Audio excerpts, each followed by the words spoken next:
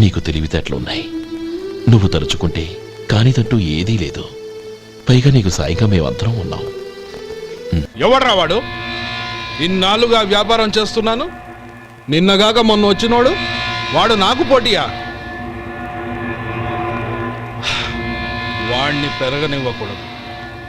వాణ్ణి ఇక్కడికి రప్పించండి, నేను మాట్లాడతాను.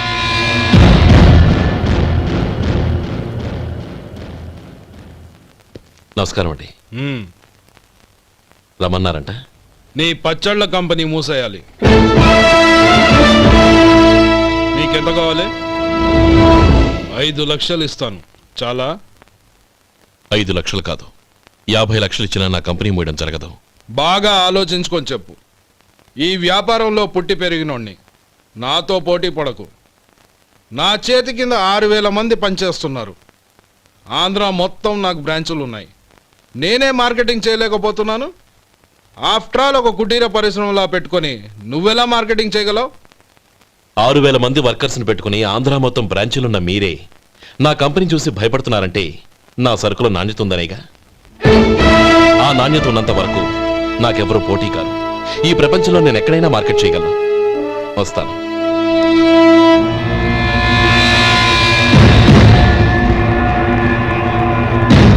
ఇక్కడ ఏం లేదండి. ఇక్కడ ఏం లేదండి. ఇప్పుడు ఊపిరి పీల్చి బిగ్బట్టు. నెమ్మదిగా వదిలి. ఓకే, లే. నెమ్మదిగా ఇలా వచ్చి కూర్చో. ఏం లేదు, మామూలు కడుపు నొప్పే. ఈ టాబ్లెట్స్ 3 రోజులు వాడు. ఎలా వాడాలో ఇందులో రాశాను.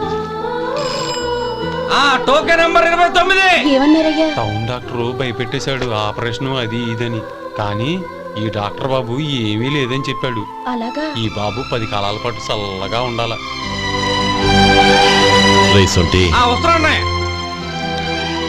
రే, భగవంతుడి దయ వల్ల తమ్ముడు హస్తవాసి మంచిదని అప్పుడే పేరొచ్చిందిరా. తమ్ముడిని దగ్గరుండి జాగ్రత్తగా చూసుకో. పని హడావుల్లో పడి వేళకి భోంచేయడము. అబ్బే అదే లేదన్నయ్య. 1 గంటకల్లా పేషెంట్ కట్టు, భోజనం పెట్టు. అది అలా జాగ్రత్తగా చూసుకో. నేను చూసుకుంటాను కదన్నయ్య, నువ్వు వెళ్ళు.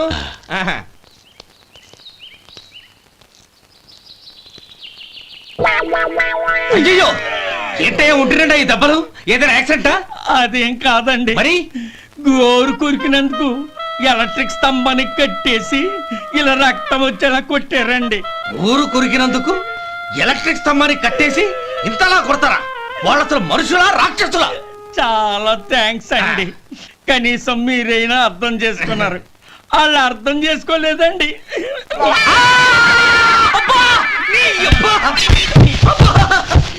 గోరు కొరకడం అంటే ఇదా? నిన్ను కొట్టడం కాదురా, నిలువురా నరికేయాలి.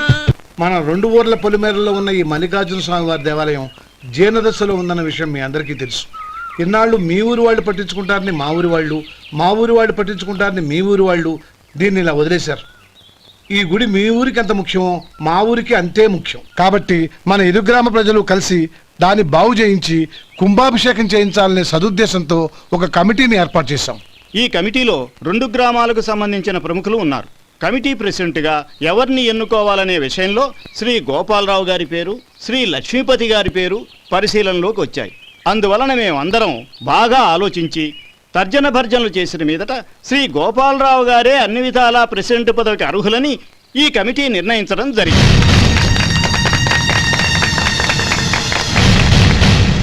అంచేత ఈ ఉభయ గ్రామ ప్రజలు శ్రీ గోపాలరావు గారికి ఉదారంగా విరాళాలు అందజేసి ఈ శుభకార్యాన్ని జయప్రదం చేయవలసిందిగా కోరుతున్నాం. ఏంటి ఇంకా రాలేదా? ఏంటయ్యా, టైం 10 అవుతోంది. బోర్డు మీద 10 గంటలను రాసింది. మీ డాక్టర్ ఇంకా రాలేదు. అసలు మీ డాక్టర్ కి టైం సెన్స్, పంక్చువాలిటీ ఏమైనా ఉన్నాయా? ఇంతకీ మీరెవరండి? నేను డాక్టర్ అమ్మని. ఓహో, మీరు డాక్టరేనా? డాక్టర్ అంటే డాక్టర్ని కాదయ్యా, డాక్టర్ని చేసుకోబోయేదానని అర్థం.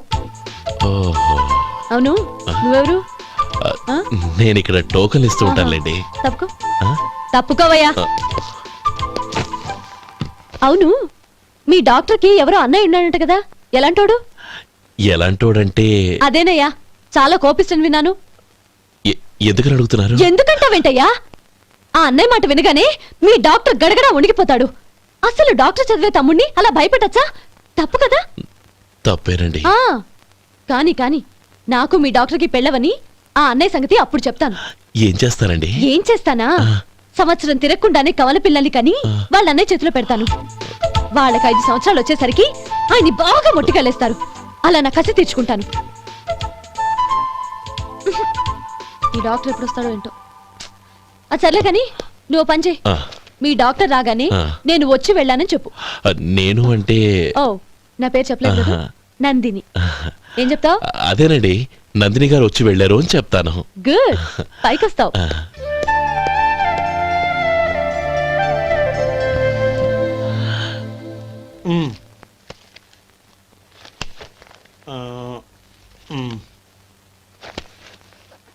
ఆ, దీంతో మొత్తం 4,98,200 అయ్యాయి.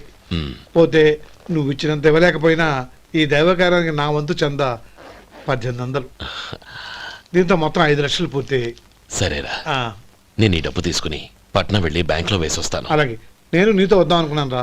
అనుకోకుండా సాయంత్రం ఇన్స్పెక్షన్ వచ్చింది. పర్వాలేదులే, ఆ. వెళ్ళొస్తాను.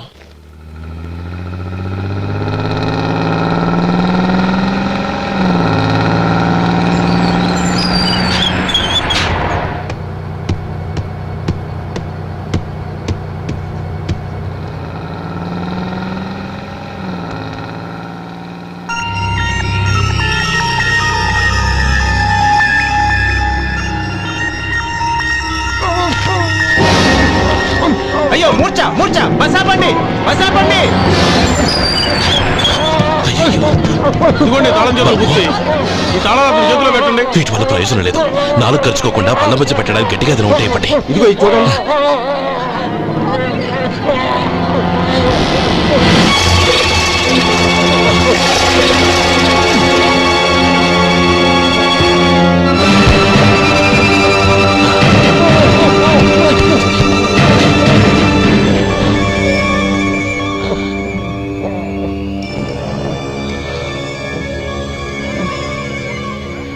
మీరు వెళ్ళి మీ సీట్లో కూర్చోండి, కొంచెం గాలాన్నివ్వండి. ఇప్పుడు ఎలా ఉంది బాబు? ఆ.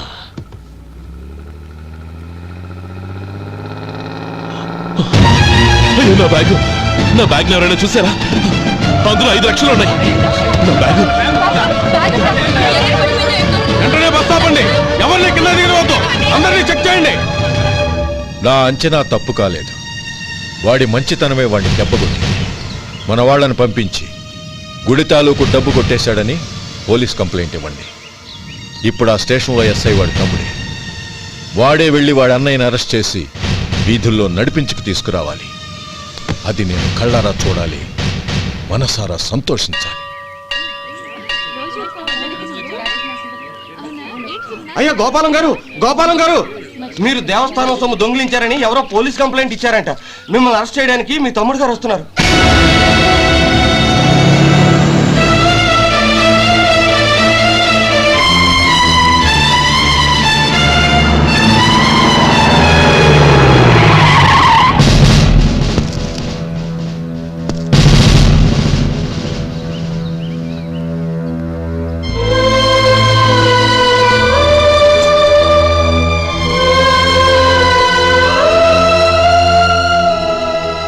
చూడు గోపి, ఎప్పుడు నువ్వు ఉద్యోగంలో చేరావో అప్పుడే తనా పరా అనే తేడా మర్చిపోవాలి. నేరం చేసిన వాడు నీ తమ్ముడైనా అన్నైనా సరే శిక్షించాల్సిన బాధ్యత నీది. అదే నువ్వు నీ ఉద్యోగానికి ఇచ్చే గౌరవం.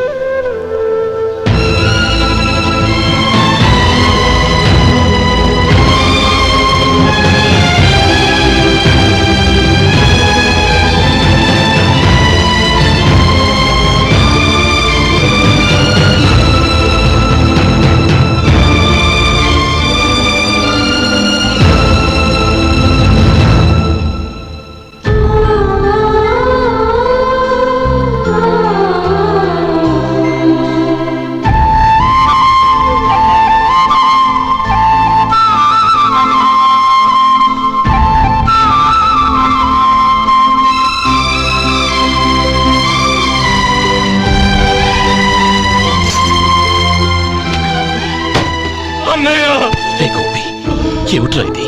నన్ను క్షమించన్నయ్య. నేను కోరి ఉద్యోగుల చేరిన మాట నిజమే, కానీ ఇలాంటి పరిస్థితి ఎదురవుతుంది అనుకోలేదు. నా ఒంట్లో ప్రతి రక్త పట్టు నీ భిక్షానన్నయ్య. నిన్ను అవమానపరిచి ఉద్యోగం నిలబెట్టుకునే బదులు నా ప్రాణాలను వదులుకుంటారు, కానీ ఈ పని మాత్రం నేను చేయలేనన్నయ్య.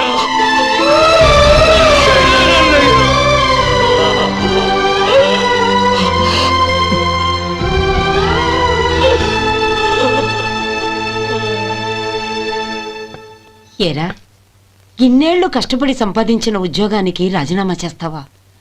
కనీసం నీ పెళ్ళాం ఏమనుకుంటుందోనని ఆలోచించావా? ఇందులో అనుకోవడానికి ఏముంది మామగారు? ఎండనక వాననక కష్టపడి ఓ తండ్రి కంటే ఎక్కువగా ఈయన్ని పెంచి పెద్ద చేశారు బావగారు. అలాంటి దేవుణ్ణి అరెస్ట్ చేసే ఆ ఉద్యోగం ఈయనకు అవసరం లేదు. బాగుంది. అన్నకు తగ్గ తమ్ముడు, తమ్ముడికి తగ్గ పెళ్ళాం. సరే, మీ ఇష్టం. నానమ్మ, అన్నయ్యడి. నమస్కారం అండి. ఓ నువ్వా? రా కూర్చో. పర్వాలేదండి. ఏంటి ఇలా వచ్చావు? ఆ రోజు నా కంపెనీని మూసేయమన్నారు. ఇప్పుడు నేను మూసేయడానికి సిద్ధంగా ఉన్నాను. దానికి ప్రతిఫలంగా నాకు 5 లక్షలు కావాలి. అలాగే, నీకు కావలసిన 5 లక్షలు నేను ఇస్తాను. చాలా థ్యాంక్స్ అండి. కానీ మీరు మీ కంపెనీని మూసేయక్కర్లేదు. సార్, అవును మిస్టర్ మధు, మీ అన్నగారికి జరిగిన అన్యాయం గురించి తెలుసుకున్నాను. మీ కుటుంబం గురించి కూడా విన్నాను. సహజంగా అందరూ ఐకమత్యానికి ఉదాహరణ రామలక్ష్మణులు అంటారు. కానీ ఆ రామలక్ష్మణులు ఎలా ఉంటారనేది పుస్తకాల్లో చదవడం తప్ప ఎవ్వరూ చూడలేదు. మీ అన్నదమ్ములను చూస్తే ఆ రామలక్ష్మణులు ఇలాగే ఉండేవారేమో అనిపిస్తుంది. అలాంటి కుటుంబానికి ఇలాంటి ఇబ్బంది రావడం నిజంగా దురదృష్టం. రామునికి హనుమంతుల్లా కాకపోయినా ఏదో ఉడతా భక్తిగా నా వల్ల వీలైన సహాయం ఈ 5 లక్షలు తీసుకో. మీ కంపెనీ పేరు మీదే అన్ని సరుకులు తయారు చేయండి. నేను వాటిని ప్రపంచమంతా మార్కెటింగ్ చేస్తాను. సార్, మీ రుణం ఉంచుకోను. తొందరలోనే తీర్చేస్తాను. స్నేహితుల మధ్య రుణాలేంటి మధు? We are friends.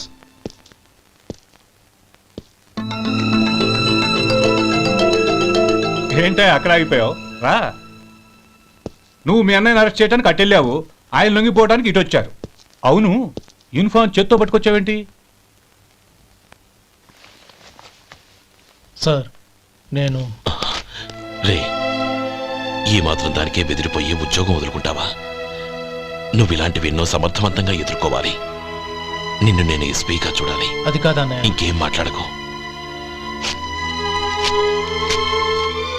ఇన్స్పెక్టర్ గారు, నన్ను లాకప్లో పెట్టండి. ఆగండి సార్, ఆ డబ్బు ఎక్కడికి పోలేదు. నేనే తీసి జాగ్రత్త చేశాను. ఈ విషయం అన్నయ్యకి తెలియక బ్యాగులో డబ్బు కనబడకపోవడంతో అది పోయిందనుకున్నాడు. నే పట్నం నుంచి వచ్చేసరికి జరిగిన గొడవంతా తెలిసిందే. రే మధు, జరిగిన దానికి నన్ను క్షమించనయ్యా. ఇంటికి వెళ్ళాక అన్ని వివరంగా చెప్తాను. సార్, ఇదిగోండి 5 లక్షలు. ఇది కమిటీ వాళ్ళకి అప్పగించి ఈ కేసు కొట్టేయండి సార్. భలే వాడివయ్యా, తీసినప్పుడు ఒక మాట ఆయనతో చెప్పుండొచ్చుగా. అనవసరంగా పెద్ద ఆయన స్టేషన్ వరకు రప్పించావు. Sorry sir. అన్నయ్య, మీరింటికి వెళ్ళండి. నేను లెక్క అప్ప చెప్పేసి వస్తానండి. అలాగే. ఎలా దెబ్బ కొట్టాలన్నా కుదరటం లేదు. అయినా వీళ్ళకు ఉన్న పళ్ళంగా 5 లక్షలు ఎలా వచ్చాయి? అదే బావా, నాకు అర్థం కావటం లేదు. నీకు అర్థమైతే ఆశ్చర్యపడాలి, కానీ అర్థం కాకపోతే ఆశ్చర్యమేముంది? Useless fellow.